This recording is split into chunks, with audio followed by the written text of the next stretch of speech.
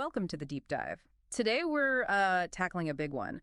Marvel's first family, the Fantastic Four.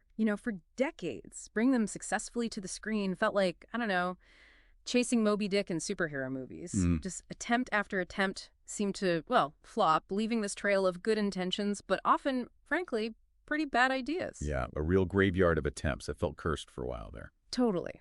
But then Matt Shakman's The Fantastic Four, First Steps arrived, and wow, the reviews are saying it finally, miraculously gets it right. So in this deep dive, we want to unpack not just how it pulled this off where others failed, but maybe why its whole approach feels like such a necessary antidote to all the modern anxiety out there, and maybe even a blueprint for where superhero stories could go next. Right, and we've looked at a ton of stuff for this film analysis reviews, lots of interviews with Shakman and the cast. Yeah. Even digging into the original comic history. It's a comprehensive look. Okay, let's dive in. Absolutely. And I think to really appreciate First Steps, you kind of have to understand the rocky road these characters have had on film. Sets of context. Yeah, the history is something else. It really highlights what not to do, doesn't it? It really does. A series of cautionary tales. It almost feels like the bar was set so low, But let's quickly run through them. First up, that 1994 Roger Corman one. Oh, the legend. Unreleased, famously cheap. Basically an artifact of studio weirdness. Yeah, it's got this cult following now for being so earnest and campy, but the budget was just non-existent. Total B-movie schlock, really. Then, jump forward a bit, Tim Story's films in 2005 and 2007. Fantastic Four and Rise of the Silver Surfer. Right, those were slicker, definitely bigger budget, but kind of empty. Glossy, but vapid, that's a good way to put it.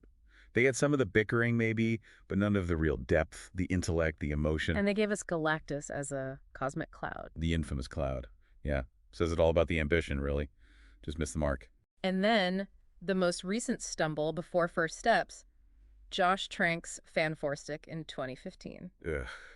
That one was just joyless. Yeah. A really grim take. Tried to do that dark, gritty Nolan thing, right?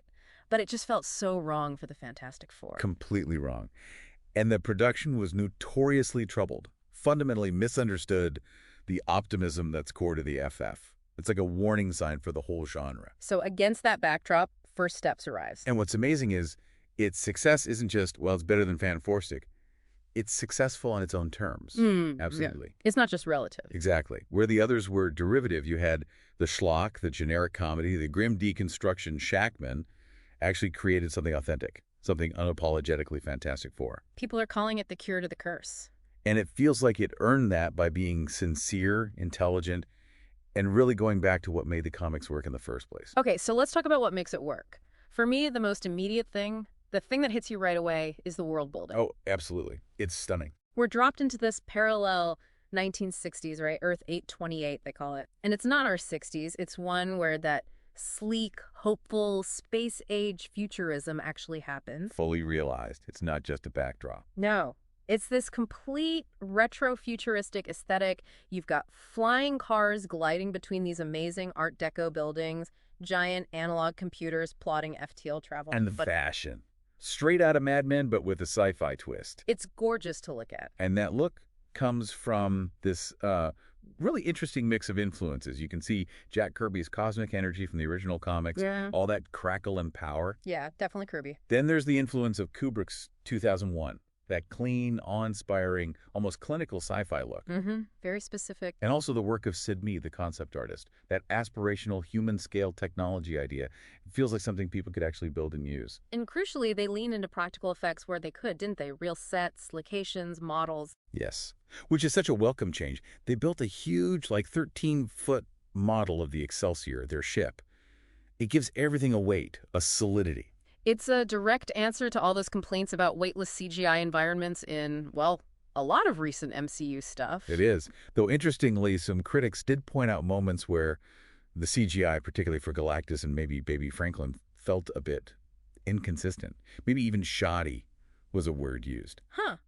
So there's a tension there between the practical and the digital. A peculiar one, yeah. But overall, the commitment to tangibility really shines through. So this whole retro-futuristic world, is it just cool set dressing, or is there something deeper going on? Is it making an argument? Oh, it's absolutely making an argument. It's more than just style. Think of it like But philosophical medicine for right now, for our cynical times. how so? It makes you remember, or maybe imagine, a time when people looked at the future and saw cooperation, beauty, progress, hope, basically. Which feels pretty radical right now. Exactly. We're so swamped with dystopian sci-fi, and everyone's talking about superhero fatigue. Shakman's vision here, it feels like an act of, well, radical optimism. The whole aesthetic embodies the film's message of hope. That makes a lot of sense. The look is the message in a way. So if that's the visual philosophy, what's the emotional core? What holds it together? Well, Shakman apparently had this simple, really powerful guiding principle. He said the Fantastic Four are family first, explorers, astronauts, inventors second, and they're only superheroes when they absolutely have to be. Family first. That feels right. And you see that payoff in the cast. The chemistry between the four leads is just palpable. You believe they're a family. Marvel's first family, finally feeling like one. And the film really centers on Reed and Sue, doesn't it? It anchors all the cosmic stuff in their relationship. Yeah, that was a smart move. What do you think of Pedro Pascal's Reed? He brings that sort of a compelling, neurotic energy, can be a bit of a cold fish, lost in his work. But his love for his family is clearly what drives him underneath it all. It feels very real. And then Vanessa Kirby as Sue Storm. Wow. She's incredible. Really the emotional and moral center of the whole thing. Her performance is getting huge praise, and rightly so. It's like she grounds Sue's immense power in this fierce, protective, almost maternal intelligence. Yes, and the chemistry between her and Pascal. It made they were in an impossible situation, their anguish feel like our anguish. You're right there with them. And you can't forget Johnny and Ben. Joseph Quinn as Johnny Storm has that charm, that impulsiveness. And Ibn Moss-Bachrach as Ben Grimm, the Thing. He's got the gruffness, but there's such sincerity there. They provide that essential family heartbeat. I really like that they didn't lean too heavily into the super angsty self-loathing thing we've sometimes seen. Agreed. This feels like a settled unit. They've been together, they have their dynamic. The classic banter feels lived in, affectionate, not forced. It's refreshing. And all of this whole dynamic, the arguments, the affection, it feels like a direct callback to the original Lee and Kirby comics, right? Absolutely, a faithful homage. Remember, Fantastic Four #1 in 1961 completely broke the mold. Right. Superheroes before that were mostly stoic, Right. perfect figures. Right, not flawed people. But Lee and Kirby gave us this somewhat dysfunctional but ultimately loving family. They squabbled, they held grudges, they acted like real people, the ultimate found family. And the film honors that. Starting with that quiet domestic scene in Reed and Sue's bedroom, not some big cosmic fight. Exactly. So intimate, it sets the tone immediately. Family first. And within that family, Sue Storm really does emerge as the center of gravity.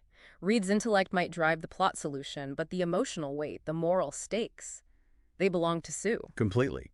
Her journey isn't just about power. She's a scientist, a wife, an expectant mother facing this horrifying threat to her unborn child. It makes her feel like a new kind of hero for the MCU, a really vital one. And Shakman explored maternal grief and powers so well in WandaVision, didn't he? He brings that same depth here. Sue's greatest strength isn't her force field, it's her empathy, her emotional intelligence. Yeah. You know, in a universe often dominated by tortured geniuses or duty-bound soldiers, mostly male, the quiet strength of Kirby's Sue Storm, it really does feel like the future. It absolutely does. Okay, so let's dig into the plot and the themes a bit more, because the film does something really clever with the original comics context. Yeah, this thematic translation is maybe the most brilliant part. The original Fantastic Four #1 back in '61 was soaked in Cold War anxiety, wasn't it? Oh, totally. A direct product of its time. Their origin involved this reckless spaceflight just to beat the commies. Pure space race paranoia. And their first mission had them investigating stuff at atomic plants, tapping into all that nuclear fear, the shadow of the bomb, the Cuban Missile Crisis looming. Very specific 1961 anxieties. So First Steps wisely decides, okay, maybe that specific Cold War stuff doesn't hit the same way today. Right. It skips the origin, understands the context has faded, Uh-huh. and instead, it swaps those fears for something way more universal, more timeless. Parenthood anxiety. Exactly. The core conflict becomes deeply personal. You have Galactus arriving, and Ralph Ineson's voice work is apparently chilling, real gravitas. Right, and he's heralded by his surfer, Shala Ball, played by Julia Garner, an enigmatic figure. And Galactus makes this obscene proposal. He'll spare Earth if Reed and Sue hand over their unborn son, Franklin. Because he's detected Franklin's latent powers from across the universe. Which is just, wow. What a narrative masterstroke. It totally reframes everything. It's not about nukes or communists anymore. It becomes this modern myth tapping into a fear that's way deeper than any comic book lore. The primal terror of a parent being forced to choose between their child and the entire world. The global threat becomes this incredibly human, agonizing dilemma. It even puts the heroes in this impossible position where the public might see them as villains if they don't make the trade. Yeah, the stakes shift completely. It's not about beating the Soviets anymore. It's about protecting the crib.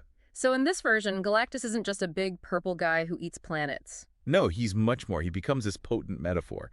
Think of him as representing those huge, impersonal, terrifying forces in the modern world that just loom over every family. Climate change, economic instability, social upheaval, all that stuff. He's not portrayed as, like, a cackling villain. Apparently not. More like a force of nature, a tsunami, a hurricane, an existential problem you can't just punch. Which connects to what Reed says, right? That Galactus is a problem for science, for math, for intellect, not just fists. Precisely. So what does it all mean?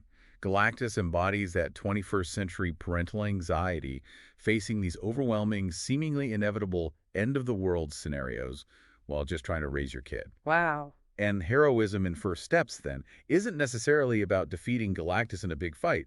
It's about finding a way to hold on to family, unity, and hope, even living in the shadow of such a colossal, impersonal threat. That feels incredibly relevant, and it sounds like it makes the film resonate on a much deeper level. I think that's exactly why it's connecting with people. Okay, so beyond its own success story, maybe the film's biggest impact is the example it sets for the MCU going forward. Yeah, that's a huge part of the conversation around it. We hear so much about superhero fatigue. Is this film part of the cure? Well, let's be clear about that fatigue. It's probably not that people are tired of superheroes themselves. It's more about being tired of the formula, the sheer amount of stuff you have to watch. The homework. Exactly, the narrative homework.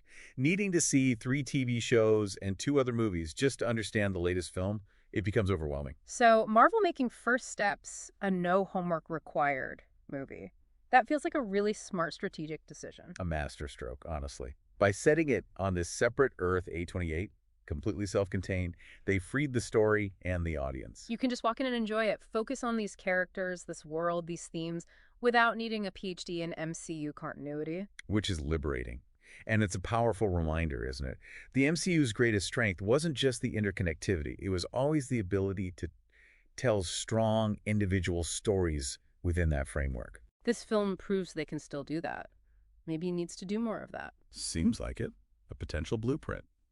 So, wrapping this up, the Fantastic Four, First Steps really nailed the adaptation, didn't it? By understanding that the original comics' power wasn't just cosmic spectacle. It was the emotion, the sincerity. Yeah. It grounded this huge space adventure in very real, very recognizable family anxieties and wrapped it all in that amazing, defiantly optimistic aesthetic. It rediscovered the soul of the source material, you could say. And in doing so, it offers this compelling blueprint for a genre that, let's face it, really needs one right now. It proves the best stories aren't always found in mapping out multiverses, but sometimes in just fiercely protecting the space around your family. It leaves you thinking, maybe the heroes we need most right now aren't the ones who can just punch harder or shatter worlds. But the ones who can give us a reason to try and build a better one.